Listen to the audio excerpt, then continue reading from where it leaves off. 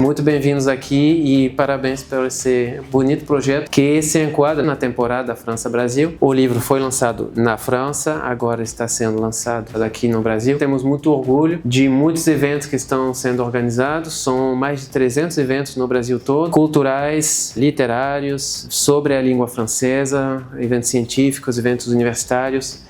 Então é uma grande vivência que temos entre nossos dois países e isso é mais uma ilustração disso. Então parabéns e obrigado. Muito obrigado. Esse evento ele foi criado para realizar um pouco dessa conjunção entre o Brasil e a França, mas também as casas dos escritores, né, ao redor do mundo, especialmente em Paris. Patrícia, a gente está se conhecendo hoje. A gente teve todo esse contato ao longo de quase um ano, via e-mail, via chamada de vídeo. Ela é muito intensa, né? Assim como é intenso esse projeto. Eu fui me apaixonando por um projeto que leva a possibilidade da leitura da escrita criativa para lugares muito recônditos. Vocês imaginam que eles partem numa caravana e vão atender cidades em que tem potenciais de literatura, mas que estão lá. Aí eu sempre lembro da Carolina Maria de Jesus, uma pessoa que morava de forma muito paupérrima e tinha um talento para a escrita, e ela foi descoberta por alguém. Então, como a gente poder fazer hoje, não só pela questão material, mas também por todo esse excesso de informação da sociedade contemporânea, que é para a gente não ler, é para a gente likear, tiktokar, fazer todos esses movimentos que, na verdade, não vão com profundidade no ser.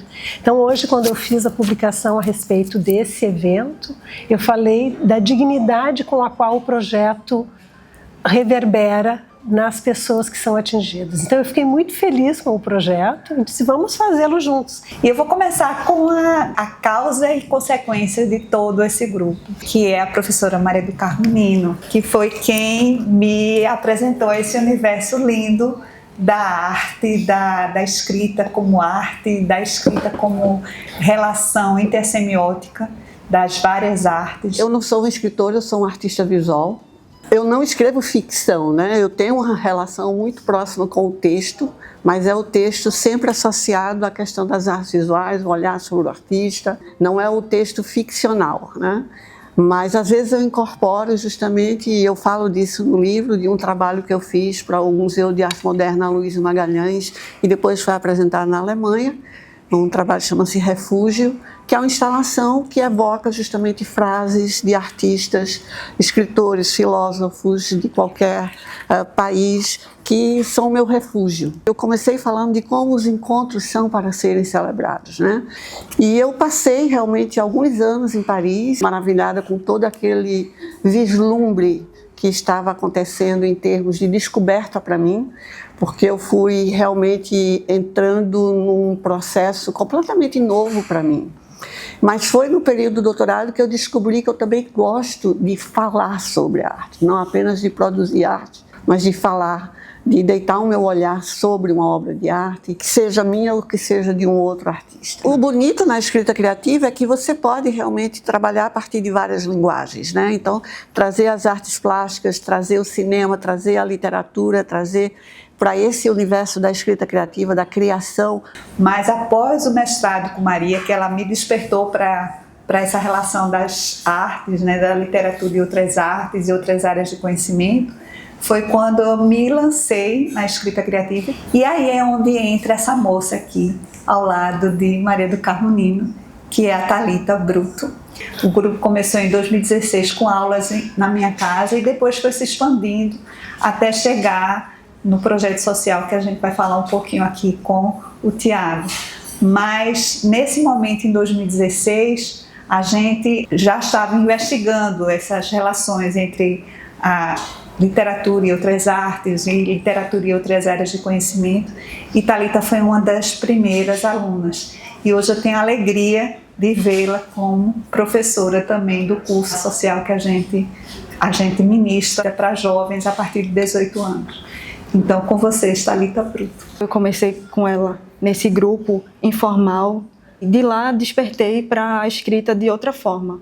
Não só para a escrita intimista, que eu já fazia nos meus cadernos, nas aulas de literatura na faculdade, mas para uma escrita também direcionada. E estar em Paris foi encontrar um pouco de quem nós somos em uma outra cultura e descobrir que nós carregamos os mesmos traços pelos sentimentos que compartilhamos. Essa universalidade da condição humana que está expressa em tantas coisas. No meu texto, eu falei um pouco de Saint-Exupéry. É um pouco clichê quando a gente para pensar no Pequeno Príncipe, mas quando a gente entende que o projeto dele literário abarca muito mais do que um universo infantil, a gente vê que o nosso ofício também se transforma naquilo que a gente escreve, e o que a gente escreve também se torna o nosso ofício. Então, eu me apaixonei pela temática dele, que se centrava na aviação, e pensando na casa como uma morada permanente, um lugar que a gente se fixa quando, às vezes, algumas coisas desmoronam na nossa vida, a gente tem um ponto e um porto seguro. Para ele, o porto seguro é estar nos ares, e a casa dele era essas paisagens que ele conhecia, essas paisagens que ele vivia. Não era apenas o lugar que ele se fixava para realizar os movimentos militares que ele tinha em relação à França e ao período que ele serviu até na Segunda Guerra Mundial. A gente vê que a casa é também quem nós somos no lugar em que estamos. É a perspectiva que nós trazemos no mundo e ampliamos também com as outras pessoas. Estar aqui, voar para cá, também é me colocar nesse lugar dele e entender que os nossos sonhos também nos movem a realizar as coisas mais simples, mas as mais grandiosas. E entender que esses sonhos só se movem com essa força de querer, de criar, de desenvolver. E fazer isso é, às vezes, voltar para determinadas paisagens, determinados lugares que nos tocam. E uma das coisas que mais movia ele era o deserto. O deserto foi um lugar que ele visitou pelas quedas que ele levou da vida nos aviões que ele pilotou. E no deserto ele encontrava justamente a solidão, e era a solidão que fazia com que ele escrevesse sobre as coisas. Escrevesse sobre a noite e a noite se tornar uma morada, escrever sobre as estrelas e com isso ser conhecido como o poeta da aviação, mas também o poeta das estrelas, o camponês que visitava todos esses lugares. E agora eu trago um amigo, irmão, amor. Patrícia, obrigado pelas palavras. Maria tem razão, ela é muito generosa para nos apresentar, né?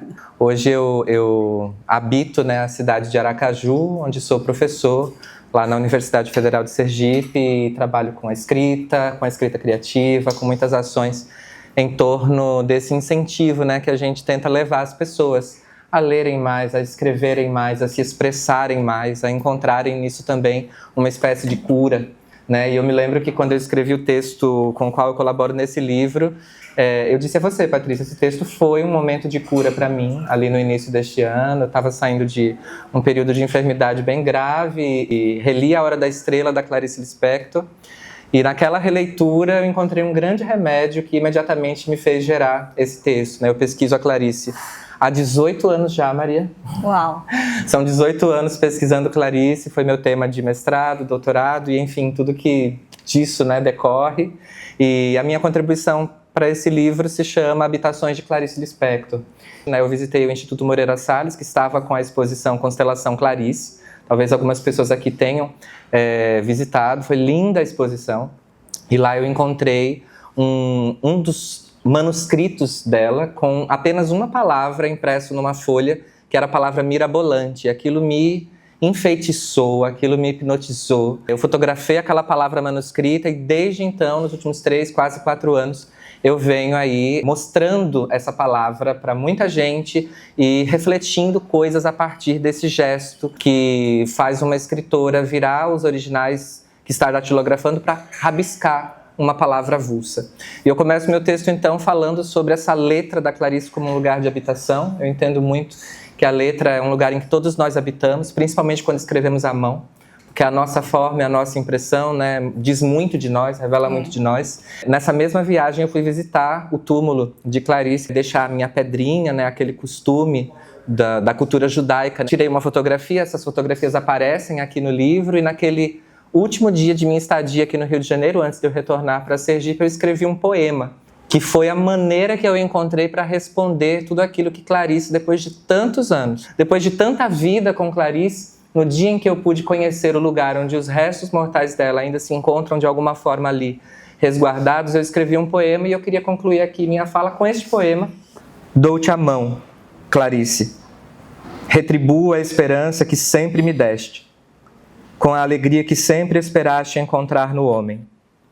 Sou apenas isto, um homem, diante de ti e do mundo, de tua memória e do que os ventos lembram de mim.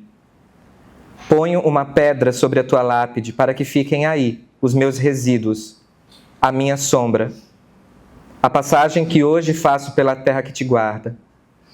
Compartilhamos da mesma bênção porque temos mãos.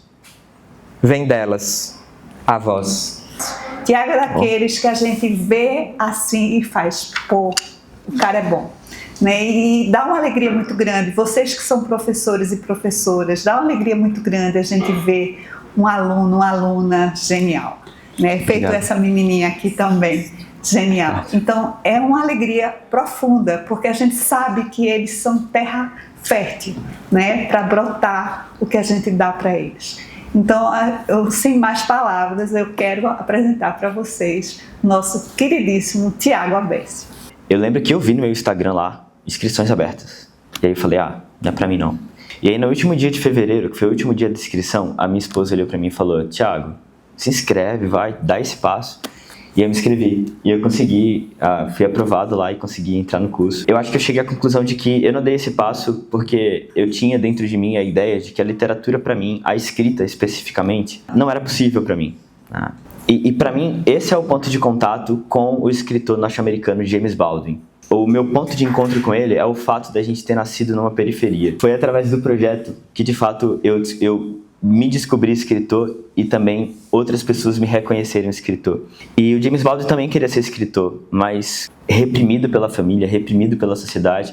O Baldwin era um homem, além de negro no período de segregação racial, o Baldwin também ele se descobriu um homem gay. E Richard Wright fala para o Baldwin, olha, tá bom, eu vou tentar arrumar para você uma bolsa literária, para você escrever o seu primeiro romance. Richard Wright consegue essa bolsa, então dá para o Baldwin, que a bolsa rende para ele $500. E com isso o Baldwin encontra o momento perfeito para poder sair dos Estados Unidos, um lugar que de fato ele não estava conseguindo ver como uma casa fértil para que ele pudesse ser escritor. Ele vai para Paris com $40, sem falar francês, sem emprego esperando por ele, sem nada. Até que, de fato, o Baldwin começa a se aproximar de alguns escritores, artistas, e ele começa a ter, de certa maneira, uma rede de apoio. Só que essa rede de apoio não proporciona para ele uma única coisa, que é o tema desse livro, casa. Ele nos ensina, na literatura dele, a transformar os problemas sociais, os temas urgentes da nossa vida, assim como as pessoas ao nosso redor, em lugar de habitação. E a literatura do Baldwin, e aqui eu estou me encaminhando para a minha conclusão, é um convite para que a gente possa fazer também desses espaços transitórios da nossa vida lugar de habitação. Né? Habitar nos problemas, habitar de alguma forma naquilo que nos atinge, nos atravessa, e fazer disso o nosso lar. Sentir o exílio dentro da própria casa, no cerne daquilo que chamo de lar. Me autoexílio nos lugares sem chão, porque pisar no chão por muito tempo insensibiliza aquilo que nos faz ficar de pé. O familiar que sequestra o primeiro olhar e o pisar com a sola dos pés que sente o corte. A consciência do que já sangrou, dor que nos lembra de estarmos vivos, e ainda assim pouco a pouco distantes do chão e da dor, como exilados sempre em busca, longe. Ser terra faminta e estranha, querendo habitar, sabendo que talvez nada encontre, carregando no peito o refúgio que desejo e que apenas me visita por alguns segundos. Me diz que não existe lar definitivo para quem se sente terra estrangeira. O meu exílio me torna estranho para meus pais. Não consigo enxergá-los além dos muros que me cercam e limitam a visão. Estranheza é pertencer à palavra outono, em uma cidade de verão permanente. Outono é uma palavra para chamar de lar. Morar. Folhas secas, vento suave, tudo no chão, para ver a memória de um tempo que nem vivi. Só um lugar de passagem, um não lugar. O meu exílio também está no meu retorno. Volto quando não deveria retornar, sabendo que minha casa é fora de mim, ainda que tudo se torne ruínas. Muito obrigado. Muito legal.